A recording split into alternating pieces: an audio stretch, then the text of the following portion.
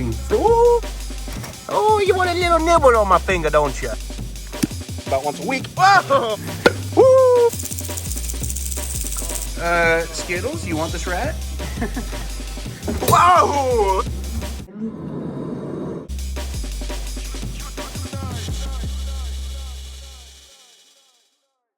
Ooh, we got the beautiful new alligator snapping turtle female right here. I got a big quail in my hand. We're gonna hand feed her because she's actually pretty laid back, not too hard to deal with. Want some food? A little slow? Oh, look at that. Hungry little alligator snapping turtle right there. Take a little bite of that quail. That's all that nutrients. Get out of here, little sucker. What's going on, Miss Toothy? Ooh, she's coming up to say hello, but don't worry, I got a fence in between us, so we're nice and good, right? Oh, you want a little nibble on my finger, don't you? Beautiful, critically endangered Cuban crocodile. All right, Miss Toothy, one little treat. Come on. Aries, you already got your treat. Go away. Go away, Aries. This is not for you. No, Aries. Ah, fine. Big boy. But she needs to get a treat too. So we are in between cold snaps right now. But for the next couple of days, it's actually going to stay pretty warm at night. It was just the past couple nights prior to this, we weren't able to feed too much for the crocodilians. Come on. But that's okay. These guys eat normally about once a week. Whoa! In captivity. So just a little snack for them while we're going through these cold snaps, because they already got some good weight on them. They don't, it's not like these guys need to gain any weight. They're doing pretty good. And they live off that fatty tissue in the tail, around their jowls, the neck.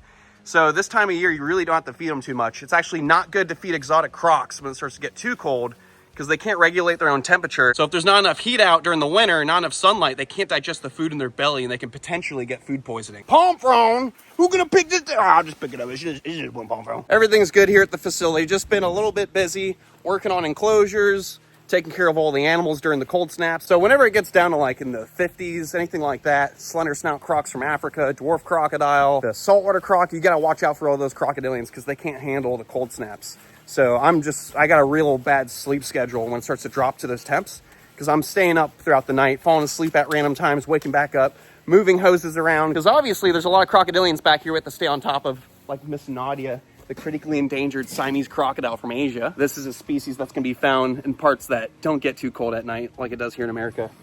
Right? You hungry? Okay, I'll go in there and hand feed you. Right, Mom? This is my only phone right now, so I should probably not do that. Now, I don't want to feed Nadia too much, because probably around next week it's gonna get cold again at night, but she only needs a couple days to really digest that food. So you can see there's water from where her enclosure was overflowing with that well water, so it stays nice and toasty. As you can see, I'm climbing over the fence, trying to get to her without her getting to me first. This is where she laid all those eggs months ago. Come on. Oh, you're missing all of them. Beautiful, critically endangered Siamese crocodile. Nice and easy. Don't go crazy with me today. Ooh, beautiful croc. Whoa! Come on. Come on. At least she can get distracted so I can grab these rats. Want another rat? Come on. Woo! Jaw pressure, feel that. Oh! Proudly defending her nest and getting a snack at the same time. Beautiful species of crocodilian that maxes out around like 13 feet when they're purebred, but obviously the critically endangered Siamese croc is mixed up with saltwater crocs in captivity for the meat farms, skin trade, things like that. So you'll get hybrids that are 18 foot long or so. Do some maintenance while I'm in here too. Take out palm fronds. Make sure it's nice and clean for the next tour. By the way, go to chandlerswildlife.com to book your tour, and I'll personally be giving the tour myself. All right, Nadia, I want to give you that rat. You got a rat in your throat, dude. Oh, was that all on camera? Come on, come on. Woo. I'm not trying to mess with her. Just want to make sure she gets her rat. Nadia. Woo, good catch. Good job, Mama. All right, Nadia. I'll see you later. Woohoo! Ooh. And of course, not just Nadia, but over this barrier, we have the infamous Ziggysaurus Rex. Ziggy! Ziggy! Go easy on me. There we go. Beautiful American croc, my first crocodile with my license. Whoa, whoa, whoa, oh, oh, oh, Ziggy! Easy, Ziggy. Easy. Easy, mama. You are a nutty little crocodile. Oh my goodness. Ziggy is a little powerhouse of an American croc. Even a female like this could get huge, around 13 feet long, which is pretty big for a female crocodile. All right, throw this palm frond out. A little bit of maintenance. What are you doing? What are you doing? Woo. Easy, mama. Easy, easy, easy. Oh no, she missed it again. You want this? There we go. Good mama. Love this crocodile. All right, let's give her space. Woo, and catch her breath. The infamous Bobby. He's a little bit tubby. We're not gonna feed him too much. And give him a little snack. There we go. Beautiful male American croc. Ziggy's future husband. Yoo! What are you doing, mama? The beautiful African dwarf crocodile. One of the smallest crocodilians on the planet. Technically, the smallest true crocodile that's out there. What's going on, mama? Beautiful old black crocodilian. Looks just like a Cuvier's dwarf, but this is a very special little crocodile that only gets around 6 feet long. So they're definitely not the smallest crocodilian on the planet. But when it comes to the crocodiles, these guys are technically the smallest around, not including the alligator A side of the family, which is like Cayman and American and Chinese gators. You want more? Come on, mama. Let's give them a cool POV for hand feeding crocs here at the facility. Ooh, give me a jump, give me a jump. Oh, that's good enough, I guess. Such a pretty mama. There you go. You happy, JJ? Nice little meal before it starts to get chilly again. Oh, all right, see you later. Ooh, I think Anakin's actually interested in eating today. That water's nice and toasty for him. Anakin! Annie! This is my Australian saltwater crocodile. Super yellow, very beautiful young male that eventually will be the biggest reptile here at the facility, getting anywhere from 16 to over 20 feet long. I see his little bubble trail right there. He's trying to ambush me. Oh, you see him? Whoa! I didn't even hit the water yet. Annie, are you okay? Look at the plants in this enclosure. That is wild. All donated from Holt Nurseries. Go check them out on YouTube.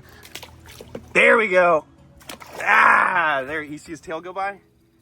One day he's gonna be a monster. He's just gonna be trucking me for food, but right now he's just still a little 4-foot crocodile that's shy. Let's actually let him chew on that food for a second and try to feed him again. Let's go to Guapo, the Cuban croc. Guapo, you gonna be easy, buddy? See, his enclosure's a little flooded. Easy, buddy. Oh my goodness. Missing all the food. Easy, easy, easy. Easy, buddy. Easy. Okay, he's eating that food really quick. Let me just get some more rats. Okay, rat on your head. What are you gonna do? Oh my goodness, you're a goofball, bro. That's plenty of food for you. You got one more rat right next to you. You can have that. Enjoy your beautiful enclosure. Close this up. We're gonna go feed Anakin again. All right, let's try this one more time with Anakin.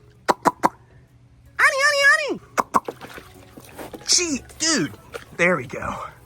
Well, I'm glad I got that on film. Good morning, bagoy. Ooh. And a quick little update on the albino eastern diamondback rattlesnakes I got, I think at the beginning of, actually no, it was last year we picked these guys up. So they're doing good. They're getting nice and big. It's kind of hard to tell without my hand too close to them, but these guys are definitely growing a whole lot. You can see this one is much bigger than the other one because this one had no problem eating frozen thawed rats, live rats, African soft furs. But at first, they're both picky for African soft furs. So the smaller one you can see right here, this guy was being troublesome. So that's why he's slightly smaller than this bigger one that's deep in shed. But you can still see they're both thick, healthy, beautiful rattlesnakes. I think we're done with all the difficult feedings and we're past all that. We're moving on to frozen thawed completely for these guys. So I'm super happy because it's less stress on me, less stress on the animal. But look at that, deep in shed. You can see the liquid layer in between the old and the new skin, helping separate that old skin. And then you can see nice and clean, fresh out of shed. Got the nice red eye. And you can see there's about 5 rattles on that rattler. So that's how many times he's shed since I've picked him up. But you can't tell the age of a rattlesnake from the rattles because they do break off naturally after they get too big. So that's just from the last year or so. How sick is that? I love albino eastern diamondback. Also, something not to forget, this is actually the largest species of rattlesnake in the world, with the record being over 8 feet long. So potentially, these guys can average 5 to 6+ feet, with that massive record being a potential for the future. Woo! But I think today we're just gonna put them away. They sound a little upset. And starting with the most potent potable of them all, the inland taipan. Drop for drop, the most venomous snake in all the world. Would you like a rat? Would you like a rat? Would you like a rat? He likes the rat. There we go. I'll probably give him 1 or 2 more. Nice little meal for him. Beautiful inland taipan, world's most venomous snake from Australia. And of course, my sweet, sweet puff-adder boy. Oh my goodness, he's so sweet and pink. Oh, he's so nice. Next on the docket, we have the King of Brown. Whoa! Hello, Mr. Brown. Would you like to come over here and eat a little bit of rat? Mr. Brown, my beautiful Australian elapid, come here. Please don't jump out of the enclosure. Oh, you're deep in shed. Look at that. We'll give you 1 more rat as well, because it'd be a nicer meal if you did. The Pygmy King Brown, basically a miniature version of the mighty King Brown from Australia. We'll throw 1 more rat in there, just so he has a lot of food. These guys aren't drop for drop the most venomous snakes on the planet like most of Australian snakes, but they do have a large venom yield. So this guy would have a whole lot of venom, more than most common venomous snakes out there, like your eastern browns and whatnot. And then a true King Brown would have the biggest venom yield of any venomous snake in Australia, dumping basically a shot glass of venom. Oh, hey, Mick, how's it going? You want? Oh, no, Mick. Oh, you didn't even give me a chance. Shit here, shit here, shit here, shit here. Satisfied. And one of my favorite snakes on the planet, the Albino, naturally occurring hybrid from the Congo of Africa between the rhino viper and the gaboon viper. Some of the fastest striking snakes on the planet. And this is a beautiful female that I've been raising for a few years now. And she's starting to get some good size in her. You can see with my hand back there. I'm not gonna get too close because people do get bit misjudging the snakes. Next, we have King Tut, my Egyptian cobra. One of the first venomous snakes I got with my license. Big, beautiful Egyptian cobra that flipped his hide over real funny. Whoa, there we go. Second longest. Ooh, come on, buddy, you want this? There we go, come on. Okay. And of course, we have the black mamba, the most dangerous snake on the planet to handle. I'm even in a bit of danger just where I'm at, trying to feed them off these tongs. See that interior of the mouth, the black? That's how they got the name, whoop, black mamba. And probably one of the fastest striking elapids in the world. And for any of you guys who are new to the, channel, elapids are front fixed fang venomous snakes. So we're talking about cobras, mambas, king cobras, because they're technically not true cobras, sea kraits, sea snakes, coral snakes, mambas, things like that. They're all front fixed fanged elapids, all the neurotoxic snakes of the world. All right, we're gonna leave them 1 more rat, because these guys do grow to be the 2nd largest venomous snakes on the planet, getting upwards to 14 feet long. Oh my goodness, look how cranky he is. We're just gonna leave this other rat right there and leave him alone. And of course, we have the beautiful Cape Cobras. We have this female out right now so we can separate them for the feeding, because they are housed together right now. So just gonna put her inside this little lock top tank, and she can eat that rat all on her own. Now we can feed her boyfriend. He's a really good looking one, look at him. Or Mustard, would you like some food, Mustard? Oh, I'm sorry, Mustard, you want some food? Such a good looking animal. The most venomous cobra, drop for drop, found out in Africa. Look at that, beautiful snake. They're just so unique. And they come in so many different variations of the pattern. So you can get them with black blotches, the cheetah spotting like this, solid yellow, solid orange, solid brown. So they're very variable when it comes to their coloration patterns. It is insane to think that potentially this guy is more toxic, drop for drop, than a black mamba. And we can't forget to say hello to our little green angel, the green tree monitor lizard found in Southeast Asia and in Northern Australia. Where are you going? Into one of the many hidey holes in here. Oh, it came back out. Let's work on our desensitizing. Let's desensitize him to my hand. Do you feel desensitized?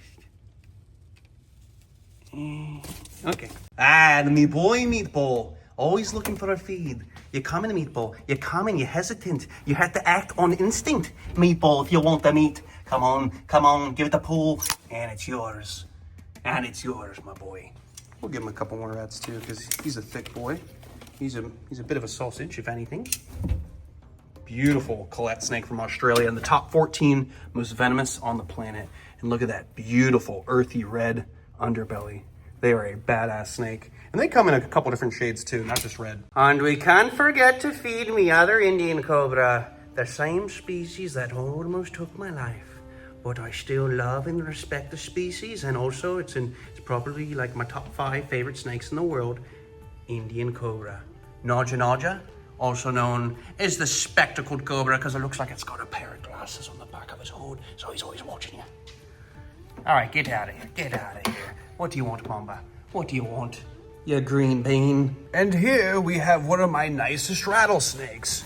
Oh, I was wrong. The Yuracoan rattlesnake, endemic to Venezuela. I love Venezuela. Can I come to your... Oh! I wanted to come to your home. Why would you do this to me? Here's another snake that's known to be one of my friendliest cobras. Sunshine, come show everyone how nice you are. Come on, Sunshine, a little... Whoa, whoa, whoa, whoa. I'm not wearing my good boots today. You want the rat? There you go. Beautiful albino monocled cobra. The cobra that helped me produce my first ever cobras in captivity under my own license. The father. The father. All right, you want to go back in your enclosure and not stay out here much longer? Come on. Go home. Go home. Good boy. Good boy. Another super friendly snake. Pearl.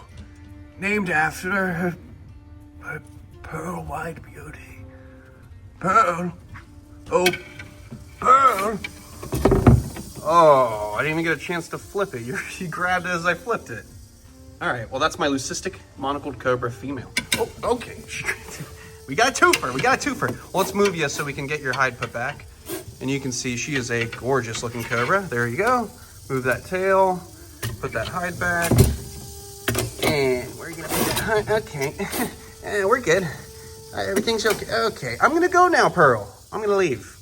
Okay? All right, Pearl. It was a good time like usual. Oh, sorry. Didn't mean to touch your fish like that. There we go. And you just behave. You be a good snake. Yes, go get that rat. Go get that rat. I love you so much. And secure. Oh, well, look who it is. It's Schneebel, the snouted cobra. Schneebel, would you like a rat? Oh, Schneebel's a really good feeder. 3rd largest cobra in Africa. Very pretty, young, ambitious snake.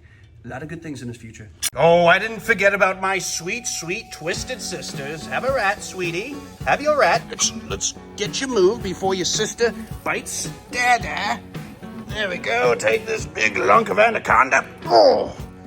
All right, we got a little bit of an issue. Let the Anaconda just hang there for a second as we feed the sister. Twisted sister number 2. How are you? I see that you've shed recently. Very good. You're growing. Very proud of you. Oh my goodness. And that is the power of Anaconda. The strength in his coils. No venom required. Look at this.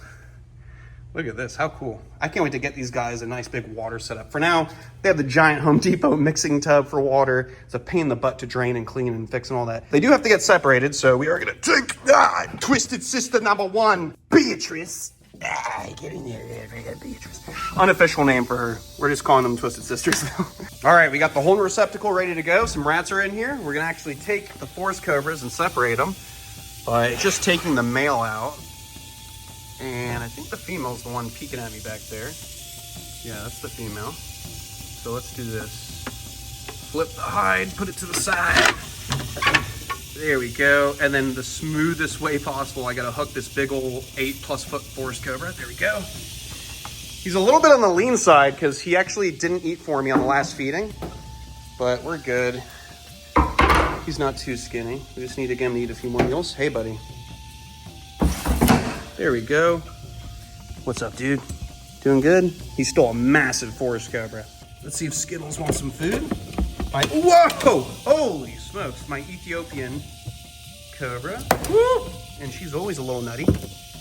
Skittles, you want this rat? All right. You sure? Skittles? Oh, there you are. Okay. You are so fun. You are a great beginner snake for anyone. All right, there we go. You are crazy. All right, I'm leaving that rat for you. Gonna close this up. And of course we have Terciopelo, the fertile ants. Whoa! Nice little bite. The 2nd largest venomous snake in Latin America.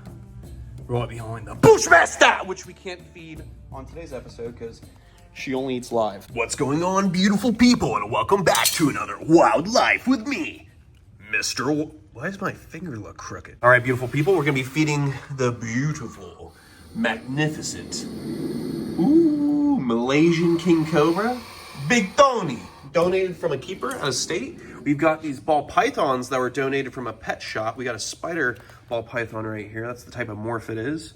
And then we got another ball python right here. I'm not sure what this morph is. Comment below if you know what the morph is.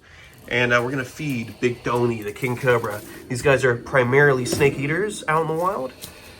Whoa, that was unexpected. Usually he takes a second.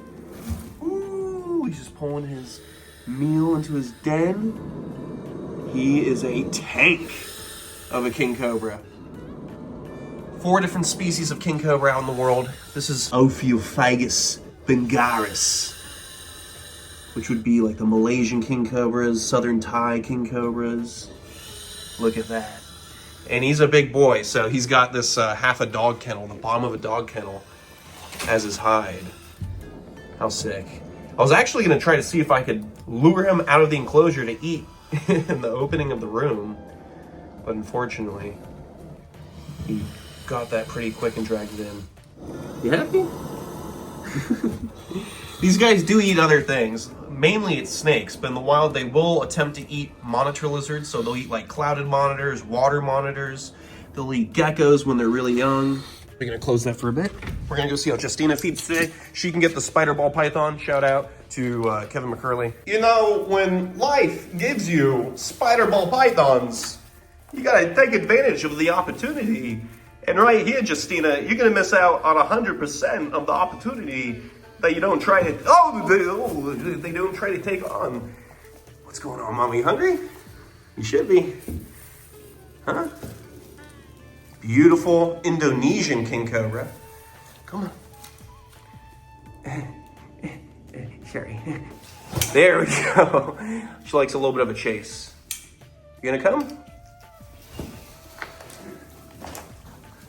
There we go. Look at that. Nice bite. Just make sure she goes after the snake and not me. Oh, look at this. See, can you see that? That's venom right on the lip of the mouth. How crazy is that? She just dumped venom. So that just shows you all that yellow right there. She is a fully loaded king cobra with enough venom to kill an elephant. You want it? Woo! I'll see you later, Justina. Namaste. Something we haven't shown off in a while are these blue and Solaris. Look at this. We got them eating. We got them eating frozen, thawed quail, little button quail. You want it? Should be warm enough for this snake just to strike it. There we go. Look at that. Yes. Finally, these guys are eating on their own without having to do frozen thawed or assist feeding. Then we got the other one right here. They're about the same size right now, and I believe they're both males. So they're not gonna get as big as a female would. Did you just drop it? Oh, I just hit the log. Oh no. We can get this snake to strike it again. Come on, fight it again. Hold on to it, there we go. Yes. That is such good news that these blue and Solaris are eating quail now. That is a lot of protein for them. And I get my, don't let go. I get my quail from Cold Blooded Cafe. You guys can make your orders for any of your feeders you need for reptiles and birds of prey. You want this? Little quail? Little quail? Oh, little quail. Ooh, boom. Right there for the blue and Solaris, aka the Komodo Island pit viper, found right around Komodo dragons. No, don't let go. Don't let go. Don't let go. Please, sir, don't let go. Please, sir, don't let go. Please hold on. Don't let go. Oh, this would be a nice thumbnail. One of my favorite snakes in the world. Such a cool looking animal. Blue, they come in yellow, green. Ooh, see he's wagging his tail right now, just like a water moccasin would or a rattlesnake saying, "You're too close, you better back up, buddy." Kaido! To the lake, Kaido! Let's see how all the catfish are doing. Just throwing some croc chow for them too, because they love the high protein. Ooh, it is a beautiful day, and all the fish are moving. Moby Dick, what's going on, bro? And then we have the little albino pacu right there. I don't know if you guys saw my Instagram story, but unfortunately, the original albino pacu passed away a couple weeks ago. Didn't want to make a whole video about it, but we're doing good. Everyone else is doing great. And then we got the big red tail coming in. You gonna go swimming? Yep, that's a real nice sketch you're making. Yep. Go ahead, put it in my pocket. No, give me my pocket back. I was joking. All right, beautiful people. I guess this is the end of the episode. I'll see you on the next one. Stay beautiful, stay safe, and most of all, always be utterly kind to your otter, because your otter is everything. Why are you getting mad at me? I'm not taking your shell, dude. I'm not taking your shell. Would you like a little fishy treat, my sweet baby? Oh, he's so darling. Makes a great first pet. You want a little more? But you gotta be nice. Good boy. Good boy. Okay.